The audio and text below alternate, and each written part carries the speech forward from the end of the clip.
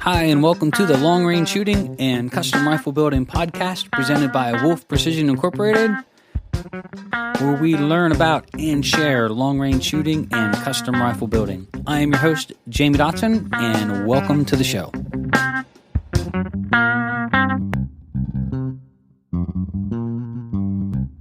Hi, and welcome to episode 86 of Wolf Precision's Long Range Shooting and Custom Rifle Building podcast. I'm your host, and welcome to the show. In this episode, we are going to continue on our 4 pillars of marksmanship, and in this one, probably what I would consider the most mystiqued or misunderstood, and that is follow-through. And we're also going to touch base on BDC reticles. We just had some information sent our way, and we do a lot of reading on this, and I think there's some misinformation as well as some options out there, I think, to think about when you're considering building your long-range rifle, whether or not you should traditionally learn how to dope a rifle and run a rifle, or the BDC reticle or BDC turrets that are taught out there that try to simplify and in some ways shortcut some of the learning curves that are just so simple to learn and just bypassing some of the things that most shooters should know. So I hope everybody had a great Thanksgiving. It is Friday, November 26th, and we're happy and glad to be back on the air. So without further ado, here we go. All right, so in the last couple podcasts, we talked about our custom rifle building classes and learning to build custom rifles and talking about the armory here. And we are open to the public on Friday and Saturdays. From open to close, you can come in at any time and check out the armory, look through all the parts and pieces, check out the aces as well as all the different actions, and our stock wall is slowly growing to the point now to where you can come in and check out a lot of the different common stocks that you're going to see. So I get a chance to do all that. We're looking forward to having you into the shop. And of course, if we have all the components in inventory, you could actually build your custom rifle or maybe at least your barreled action and take it home with you. So we're excited about that part of the changing of the industry. But the long-range shooting portion, and we talked about the 4 pillars of the fundamentals of marksmanship. So if you go back through, you might have to go back about 6 or 7 episodes to start seeing where we talked about the 4 pillars of marksmanship. And if you want and you're new to the podcast, and this is the first time you've heard this, go back and listen to part 1, 2, and 3 before you get to this one, because each one is really important on their own. That, you know, these are the core fundamentals that have to be the foundations that you build your marksmanship or your shooting abilities on. And these things have to be set like any foundation. You have to be deep and you have to be on solid bedrock. But this is the 4th and final pillar that we're going to talk about. And then we're going to talk about the mental checklist, which is the plate that we set on top that binds all 4 pillars together to really make a solid foundation or a building platform for you to learn the art of long-range shooting. But when you get to this 4th pillar and what we consider follow-through, this is a hard one because it's a lot of people think that follow-through or follow-through as far as how it's taught is an action. It's something that we proactively do to get the shot to go where it's supposed to go.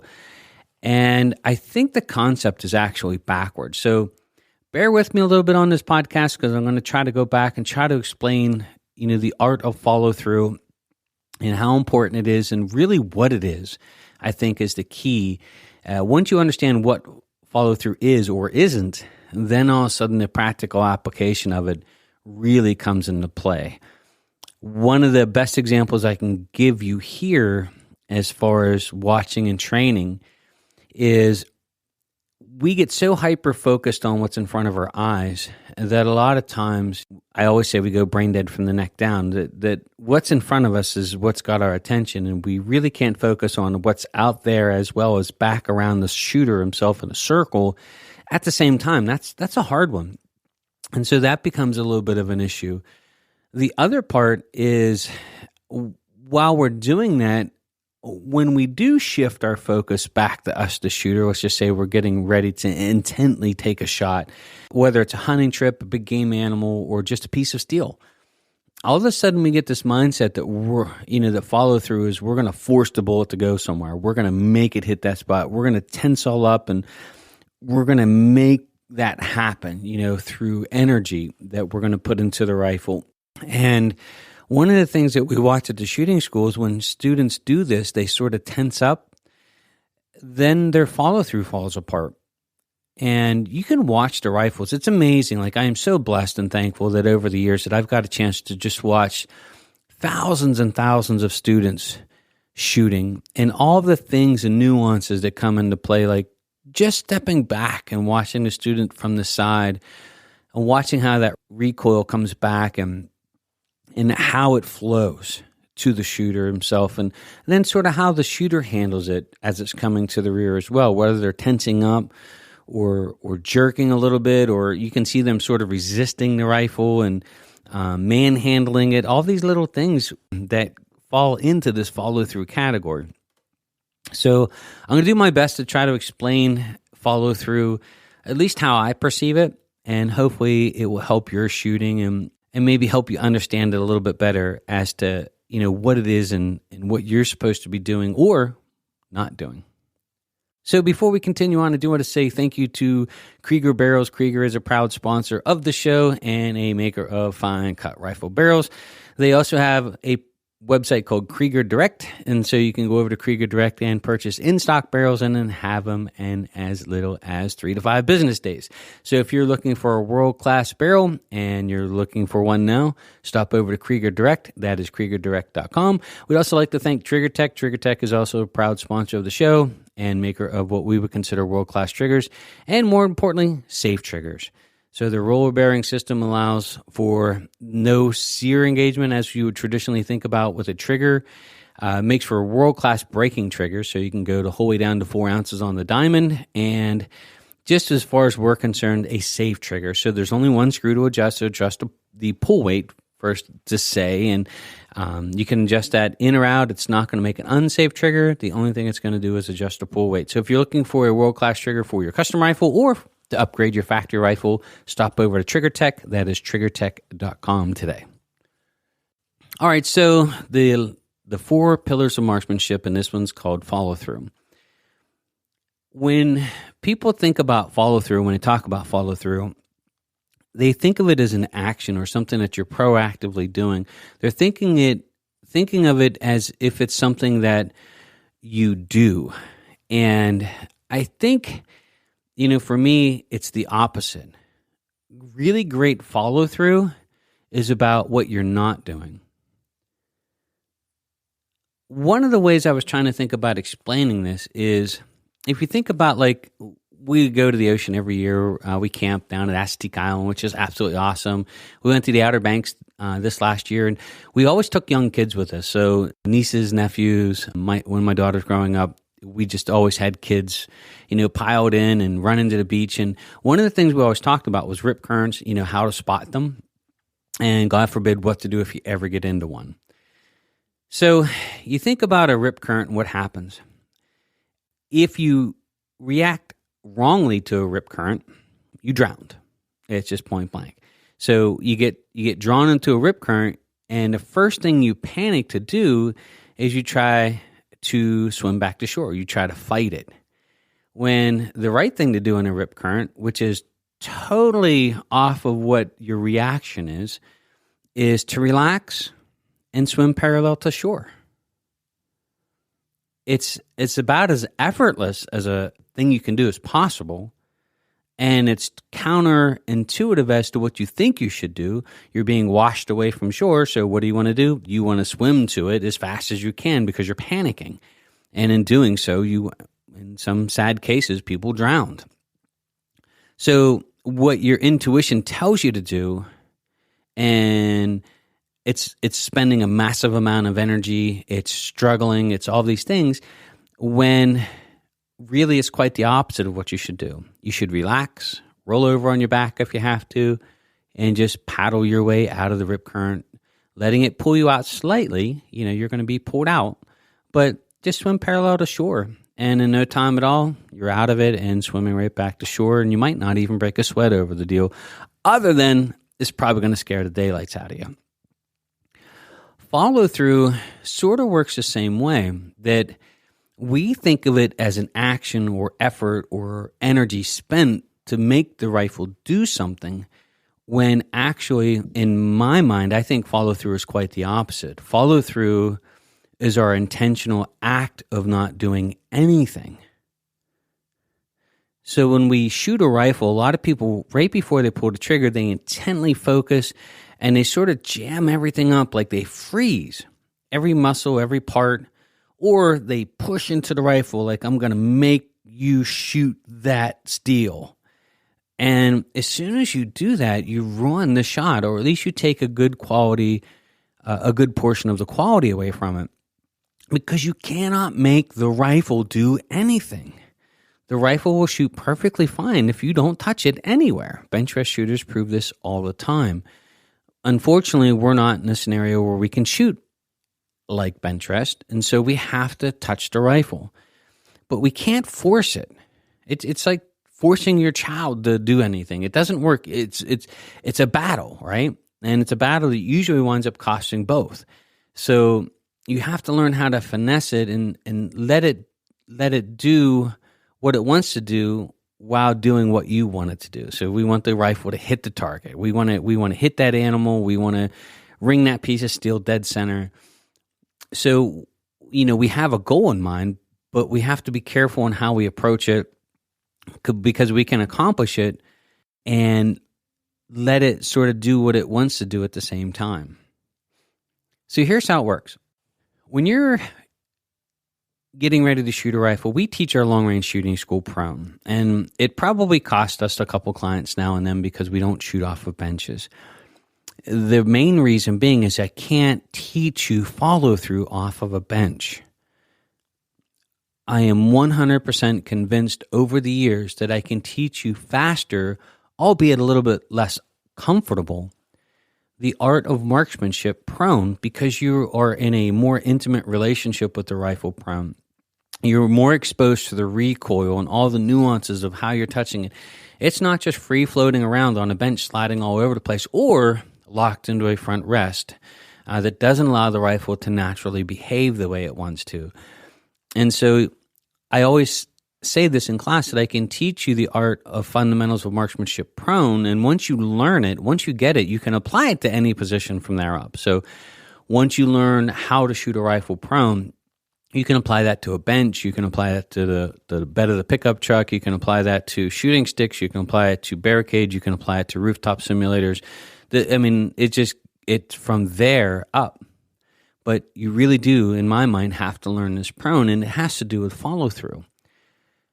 What follow-through really is, in my mind, is your ability to, once you're ready to shoot, to maintain the same holds, not increase them, not decrease them, through the shot, letting the rifle naturally come to the rear and do what it wants to do as it's coming to the rear, hitting you and bouncing off of you and falling back forward again.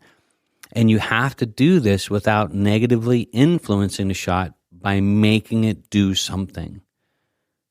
So it's completely counterproductive at this point to try to make the rifle do anything. You have to now let it naturally recoil into you and let it come through that shot back while the bullet is transitioning out of the barrel without you negatively influencing it, whether you're your cheek weld and cheek pressure pushing left and right, whether you're gripping, or my favorite is the Magnum guys that either shake or flinch, or they push way up on the rifle with their shoulder, trying to brace for impact because here comes the rifle. So how do you learn follow through? Well, in my mind, the first place that you want to learn follow through is with really low recoiling rifles. So, for example, if you're shooting a 6.5 Creedmoor, a 20 or 21 pound rifle is a good place to be. 16 to 18 minimum to learn this. Or my favorite is to get a trainer in like 223 or 22 Creedmoor or 6 MMs of some kind that are of relatively decent weight, suppressed maybe, just to help. You want the rifle to recoil, but you don't want it to launch. And so what we're trying to do is tame the rifle down just enough so you can get this relationship built on how the rifle's supposed to feel with mild recoil, then you can apply that to heavy recoiling rifles because you're going to know what to do, and you're also going to know the art of just remaining still and relaxed, letting the rifle come to the rear naturally. And in some cases, like in magnums, the reason why you can't learn this with magnums is that also comes with pain. And so you've got the rifle coming back with a fair amount of energy. It's coming back quickly as far as the velocity of the rifle moving to the rear because of all the energy it's putting out. And it thumps on the shooter. And after a while, you either get a flinch or you get this mindset that you're going to resist it. You start getting all jammed up and tensed up on the rifle. And that, again, that's where accuracy starts to go away. Now, I will warn you that I don't think 22 long rifles are a great choice for learning this. And this is my personal opinion. The reason being is it doesn't have enough recoil to simulate how the rifle's supposed to recoil or to help you work with follow-through. Because, again, our goal with the lower recoiling rifles is to allow you to learn the art of follow-through without heavy recoil. But we got to have some. If we take it all away, well, then we have nothing to learn. The rifle remains completely stationary and doesn't move at all while we're shooting. So you got to be careful that you don't push the pendulum too far the other way because you don't learn at that point. So this year we switched up to the 22 Creedmoors. For the first 12 years of the long-range shooting school, we shot 223s. And I have to admit that the 223s, were some of the more fun rifles we've ever shot. It was amazing to watch shooters, engage steel out to 700 yards like there's no problem at all. And a lot of the mindset was, oh gosh, I'm going to a long-range shooting school and I'm shooting 223s. Is this legit or what's going on here? And, going through the 3-day course, I would explain why. And it's about learning the art of follow-through and learning the core fundamentals of marksmanship. And the 223s really allowed us to do that easily because they had just a little bump to them. They recoiled like a real rifle should, but then allowed you to get that bang, little bump, falls back forward. Bang, little bump, rifle falls back forward. And you're relaxed. The rifle's not thumping on you. And so after about 200 or 300 times of that, the lights start to go on that, wow, this is how it's supposed to work. And then when you step up to a much bigger rifle, you're relaxed, bang, you pull the trigger back, it coming back and hits you harder, and you just deal with it. It's a natural part of the process and the price you pay for big calibers, and you let it fall back forward. But you know what you're supposed to do, or more importantly, not do. And that is freeze, jam up, or try to force the rifle to do something. I'm going to will the rifle to shoot that, and I'm going to make it so it can't hurt me. Those are not good, not good at all. So we switched to the 22 Creeds last year, which was a lot of fun. We're setting it just over 2,200 rounds, just to give you an update. So we finished a long-range shooting school in November at the beginning part, and we were in Georgia. And everybody there owned a 22 Creedmoor, which was amazing. They all bought one. And some of them had theirs for more than 6 months to a year now. And they all say it's their favorite rifle. I am not kidding you that it is just an absolute hoot to shoot. But we did have a couple, they had their rifles there, and we had one school rifle on the range that was a 22 Creed as well. And the 22 Creedmoors are what the 223 could have been or should have been if it could have had just a little bit more horsepower behind it. So where the 223 class calibers really shine at 1,000 yards. So where the 223s in previous schools would start to struggle a little bit, not that they couldn't hit the steel, they could hit it at 900 and 1,000, and they could break water jugs at 900 and 1,000 all day long. But they're hard to spot because they have such a small amount of energy, because typically speaking, we were shooting 75 grain bullets. And BCs were 4.35 with the 75 grain AMAXs. They were 4.67 with the 75 ELD matches. But because we're still running under 3,000 feet per second, at the 900 and 1,000, the students sometimes would struggle self-spotting because they didn't hit real hard. I mean, you could hear them ring sometimes, but if we had any weather, if we had rain, less than ideal, spotting conditions, all of a sudden they couldn't see their hits on steel as easy. Where the 22 Creeds really shine is they just devastate everything out to 700 yards. But out to 1,000, when you start shooting 900,000, they hit the steel with authority. We've done it many times where we'd have 6.5 Creedmoors on the line right alongside the 22 Creeds. And when they shot, you couldn't tell who just shot, whose bullet hit. I mean, they both hit that hard, which is amazing.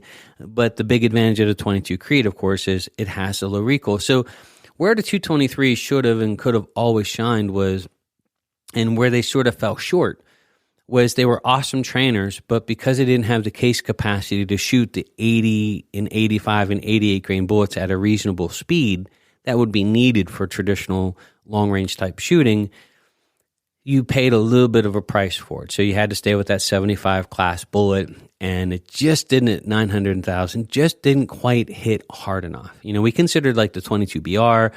We thought about maybe doing a 223 Ackley, but because we do thousands and thousands of rounds a year, fireforming those cases and maintaining them just seemed to be too much of a trade-off.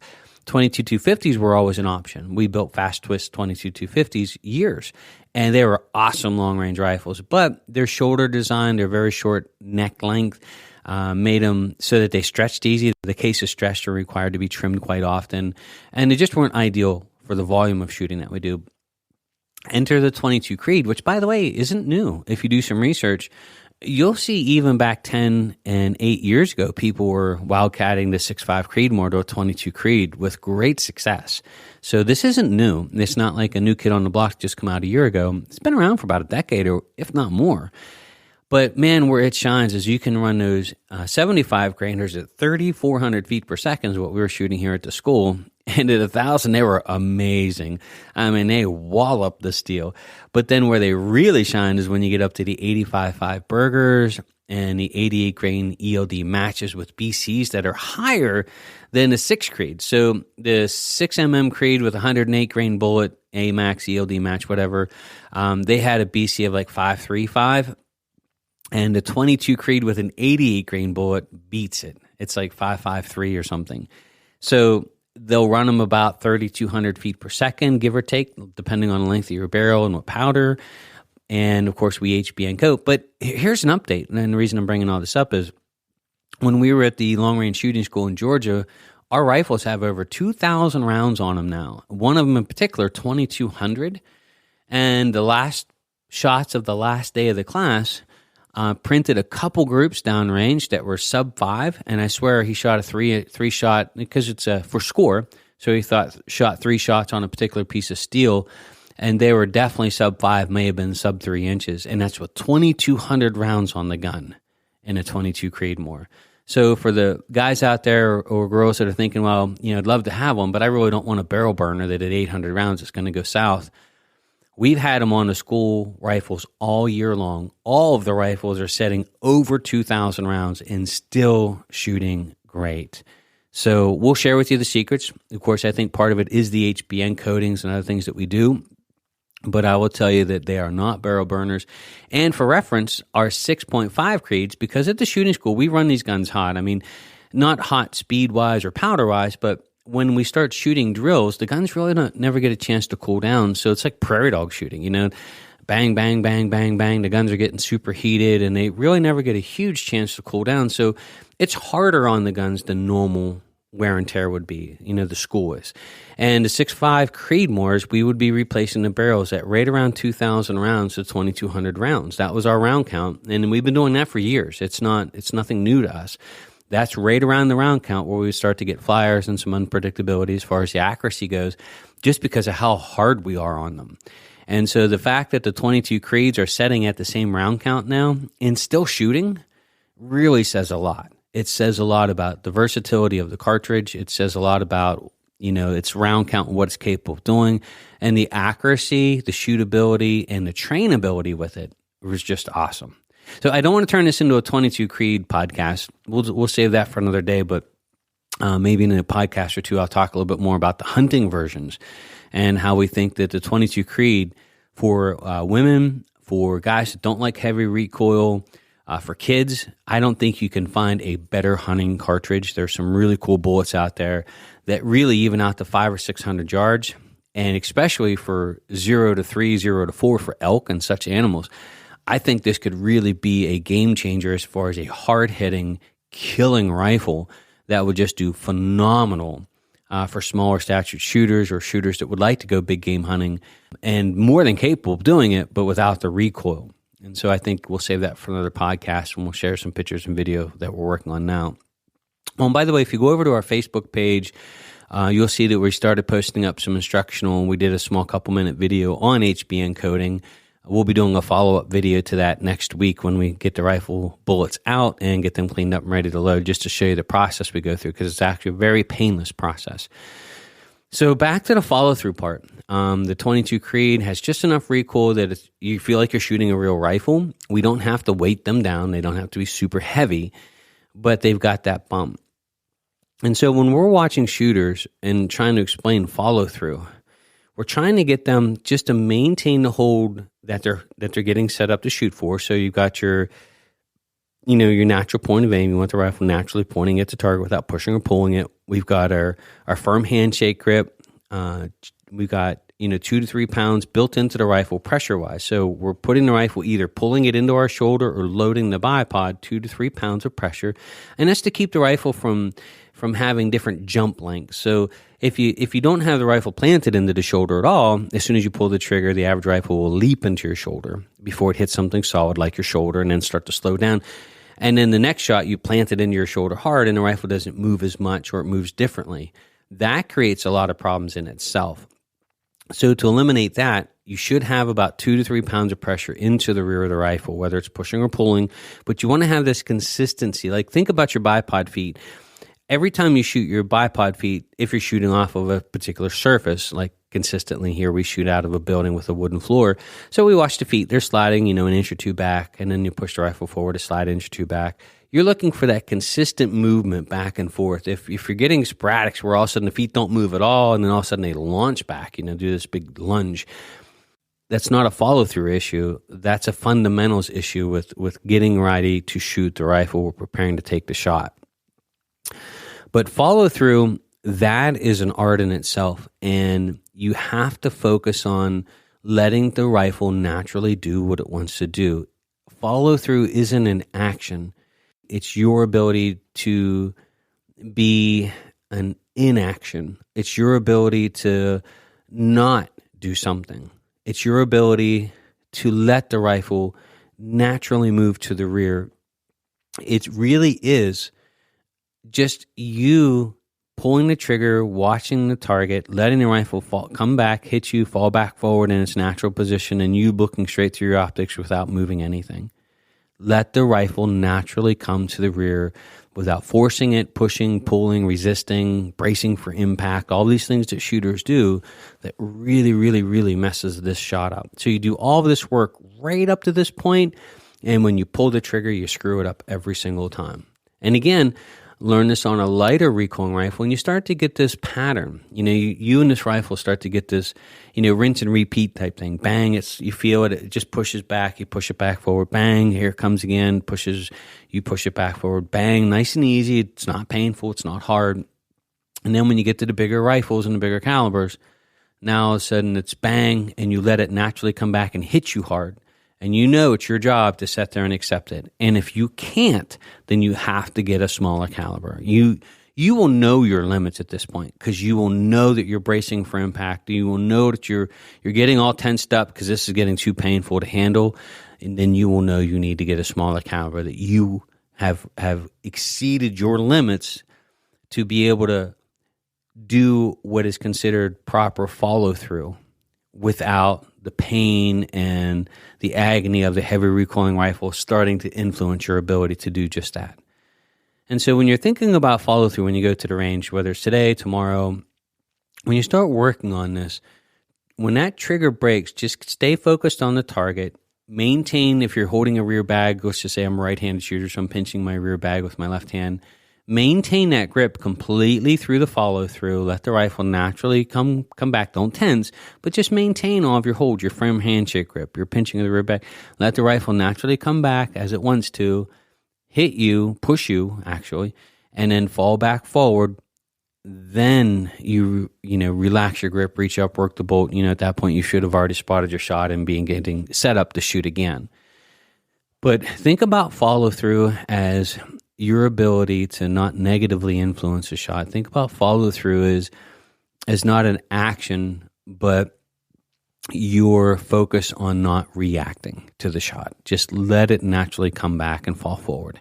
I'll try to post up some videos. We're getting into our cold series now, so we're getting into winter here in Pennsylvania, and so the snow's already flying here this morning. And so we don't do a lot of video work, and we haven't up to this point. Our goal here over the next couple months is to do a lot of build video work and try to get to the range when we can. Hunting season kicks off on Saturday, so we won't be out shooting much. We'll have all of the deer hunters out and people running around everywhere. So we try to avoid the range, or at least our private range at this time. Maybe we'll go to some public ranges, zero some guns. But once this all clears out, we'll start back into this series again. And we're going to try to focus and try to take some video of some follow through. And, somebody brought it up in class the other day that, I know it sounds a little weird and vain to film yourself while you're shooting. But I will tell you, you will be surprised what you do or what you look like or the things that happen when you shoot. Unfortunately, we don't get to watch ourselves shoot. We watch other people shoot all the time. But if you watch enough people shoot, you'll see all of this weird stuff that happens. It's really causing the shooters all kinds of heartache. But if you filmed yourself, if you sat like your camera up to film you shooting, 5 or 6 shots, and then go back and review the video and just watch how you're reacting. Play that video back in slow motion and watch the rifle recoiling back into your shoulder. Is it jumping or launching, or is it just pushing? Are you letting it push naturally? Do you look like you're just being like a slow motion train wreck of the rifle coming back and pushing on you while you're still almost like you're ignoring it? Or do you see yourself like tensing up and resisting it, and right as the gun's going on, you've got a lot of movement going on yourself, trying to deal with the recoil itself or do something. Again, when the riptide's taking you out, your first instinct is to do something because it's not going the way you want to, right? So when the riptide pulls you out, your first instinct is to do something, and that's swim to shore.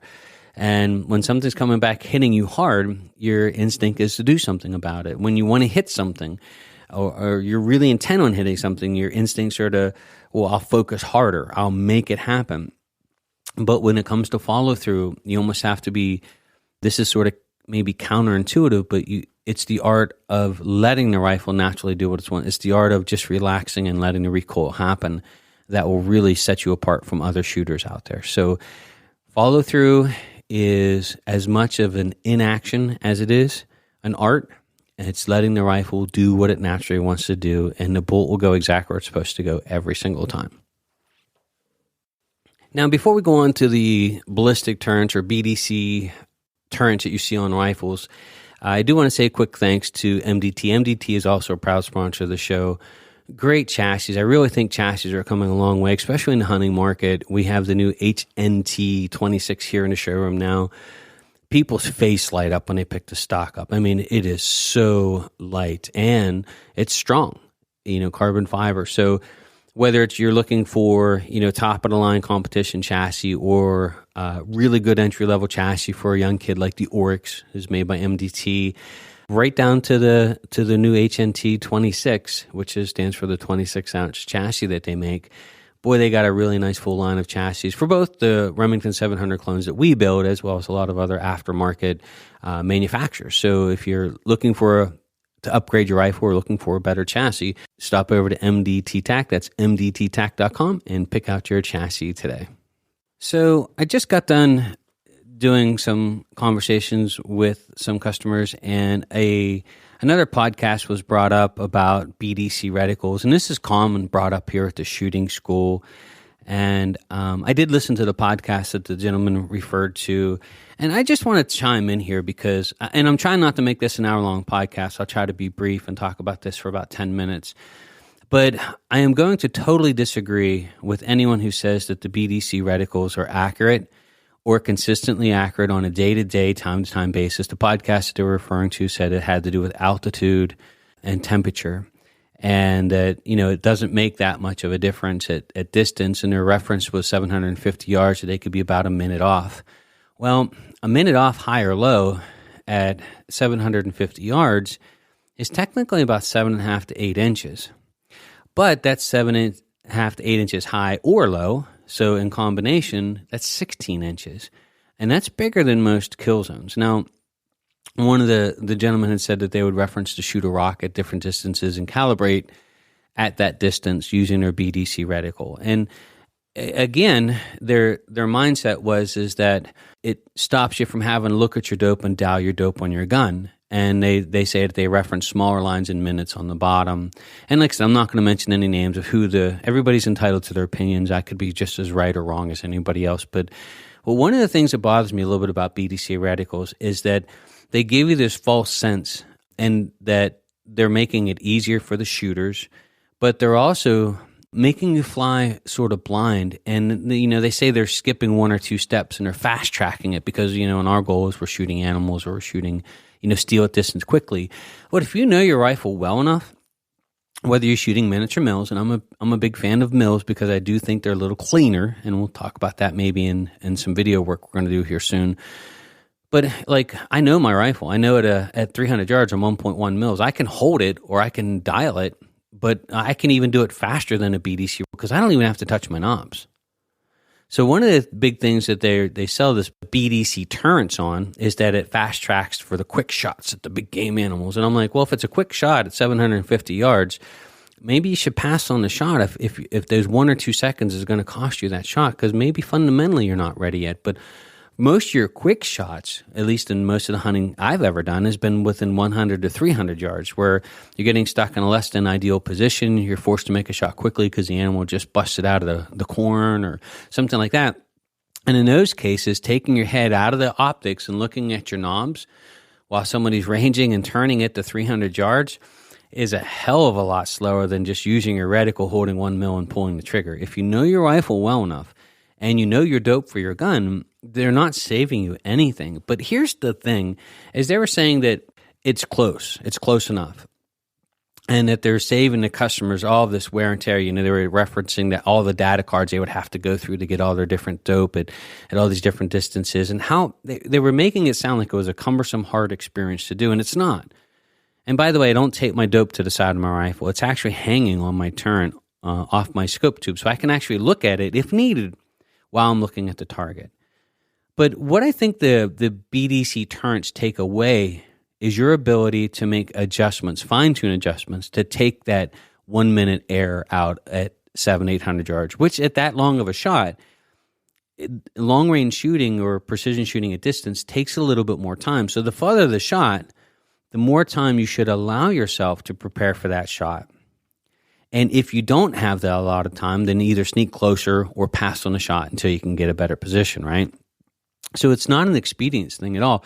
But I think one of the things is they sell this false hope that they're going to make it easier, that you don't have to learn all this difficult, hard things that are super hard to understand, and only the smartest and brightest, best shooters really understand how to do the things that we're saving you from. So here, don't look behind the curtain, just dial 750 yards on your dial and you'll hit everything you're shooting at. It's been in our experience at the shooting school, and like I said, I've been doing this a long, long time, is that once you get past 600-700 yards, they fall apart really quickly, and you can't adjust for. And by the way, when they were talking about shooting from Texas to another state, there was this big difference in height and altitude, and how it really doesn't make that much of a difference. And they're saying it has to do with the altitude that you're at and the temperature, and that as you go up in altitude, the temperature comes down, which sort of negates the problems that are quote unquote hypothesized in correcting for environmental conditions. And that's not true at all. That's not true at all. It's actually the 3 H's. It's heat, height, and humidity that play with long-range shooting. And at distance, these 3 things will play hell on you for either making the air more dense or less dense or thinner, you would say. And that is where it counts the most. And you have no way of adjusting. And now they're saying that, well, we have a rangefinder now that will tell you and compensate for all of these. And it won't tell you 750 yard BDC. It'll tell you 720. It's correcting the yardage based on, and then it wants you to dial the yardage. It's not dialing minutes or mils. And here's the problem with that. It's not any more difficult to learn it the right way. And if anything, it gives you more tools in your toolbox, if times allow it, to make and fine-tune your shots, where the other way is taking it away. Imagine if your oven, like, for example, I hate to use layman's terms like this, but I like to eat, so I do cook just like everybody else. And imagine if all the people that had ovens out there that said, wow, people are pretty stupid. Maybe rather than giving them the actual temperature we want them the oven set to, for example, like 350 or 425, we'll just dumb it down to where we'll just put on there select cookies, select cake, select bread, select baked potatoes, but they're not letting you actually set the temperature. You just select what you're putting in the oven. Is it any more difficult to select a cookie as it would be to select 425?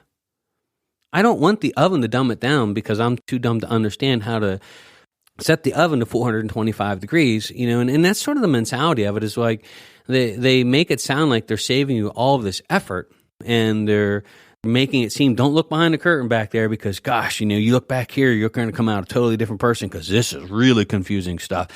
Oh my God, it's no different than a manufacturer who has an oven. Rather than letting you set your oven to a degree that you should set it to, instead they just cover all that up and you just select, like I said, cake, cookie, baked potato, lasagna. It doesn't let you set the actual temperature because we're too stupid to know how to set the degrees in its place. Really. So when you get into these BDC, I'm not saying that they don't have a place to where, 1, 2, 300 yards, they work great, because most guns will stay about a half a minute or half a mil at 200 yards and around 1 mil at 300. Pretty typical for, let's just say, a 6.5 Creedmoor or 308. All of those classes are going to fall within a couple tenths of that. It's at distance where it comes into play. Your individual fingerprint of your rifle, the different BCs. And by the way, with these turrets, when you get into this, they don't allow for barrel break-in. And so they're making these turrets with rifles that have less than 20, 30 rounds through them, or, once you shoot it at home and zero it and get your speed. But just for the record here, when the rifles break in, you can pick up 50 to 100 feet per second after about 150, 200 rounds. How many people are recalibrating and sending in their rifle to get new turrets put on after they've broken their barrel in? How many people are taking the time after 150, 200 rounds to re-chronograph their rifle, re-zero it, and then sending in and getting new turrets because they've changed their speed? And so I look at it this way. I think it's a little bit of marketing, and I think it's a little bit of, we're going to make this easy for you. But if anything, it takes away a couple of the tools that are so easy to learn. I mean, these aren't difficult things to learn how to do to get dope for a rifle. And so rather than turning your knob to 750 yards, you dial it up to 3.4 mils. Rather than setting your oven to cookies, it should be in there at 425 degrees. So it's not saving you anything. If anything, it's dumbing the whole thing down to you to where you don't know how to work things behind the scenes. You don't know how to make small adjustments for changing conditions or atmosphere or altitude or heat or humidity. All of these things really do matter, and especially when you start talking long range, you should have the tools and the know-how to make these small adjustments to make that perfect shot. If not, you're leaving yourself vulnerable and pretty much at the mercy in the hands of the people who are going to put this on your rifle, changing lots of ammunition, changing lots of powder, changing lots of bullets, thicker, thinner jacket. All these little things can make all kinds of issues to have to rework your dope anyway. And so it'd be nice to know how to do it. Literally, it's one adjustment on the fly, new lot of ammunition, whatever. You'll run it out, make some notes, make some small adjustments, print out your chart, and you're off to the races. And you're going to hit everything just the way you would years before. So be careful on this one. I'm not faulting anyone that gets BDC turrets. I'm not saying that I'm right and that everybody else is wrong. It's just been my experience that they have a lot of issues, and that the bottom line is I really don't think they solve any problems. I think they're just sales pitching a way to dumb it down to say, well, here, use this because everything else is too complicated for you. You're not smart enough to understand it or figure it out. So we're just going to put these big buttons on here and you can just push them. So don't fall prey to that. If you want, I'm going to try to do some videos on doping a rifle, and we've talked about this in the past with other podcasts. But doping a rifle is actually very easy to do, and getting good dope for your rifle is priceless. And then learning your rifle. One of the big things is, if you know your rifle well enough out to 300, 400, 500 yards, you really shouldn't even have to look at your click chart. You should know your rifle well enough that you don't even have to turn the knobs. You can do a technique called hold over and hold off. Use your reticle as it's designed to be used for and calibrated in minutes or mils, and you can drill that plate just as fast. So we teach clients how to use the reticle and the way it's supposed to be used. So our standing record was done by a young girl named Amanda, and she start from the standing position. The rifle's, of course, prone. So the word go from stand, she has to jump on the rifle, find a target at 700 yards and shoot it and not touch any knobs. And if it's a hit, we'll give you a time. Now, you're shooting it prone. You're not shooting it offhand, but we're starting the drill in the standing position, not laying on it. So you have to jump on the gun from cold, find it, shoot it, and hit it. It was under 7 seconds from the standing position. That was broke this year. I think hers was like 6.4 or 6.7. The standing record is 5.6 seconds. From the standing position, on the gun, find the target, shoot, bang, cling, there it is. Try doing that with a BDC turret. You got to jump on the gun, look up, turn a turret, back down on the gun, and your 5 seconds is already gone. So really, once you learn how to use your reticle for what it's designed to use for, you make everything else almost completely obsolete, and you've made the efficiency and effectiveness as far as use the shooter at distance crazy more fast. I mean, 5.6 seconds. To me, that's outstanding. I've not seen that record broke for probably 3 years. I mean, and we had it done this year. So you come here, we'll teach you how to do it. That's pretty awesome. All right. So anyway, thank you so much for taking time to join the podcast here. I know it's a little bit longer one, but I'm pretty passionate about the shooting part of it and just giving people the proper tools to go out and really learn the art of long-range shooting and, more importantly, enjoy themselves. So I hope you enjoyed the show. If you have any questions or comments, please feel to reach out to us. Our email address is contact@wolfprecision.net. We will be doing a Q&A soon, so if you have some questions that you would like us to address here on the show, and just send me an email, and if we use your question on the show, we'll send you a hat or a t-shirt of your choice. And then, of course, you can always check us out. It's Wolf Precision. Our website is www.wolfprecision.net.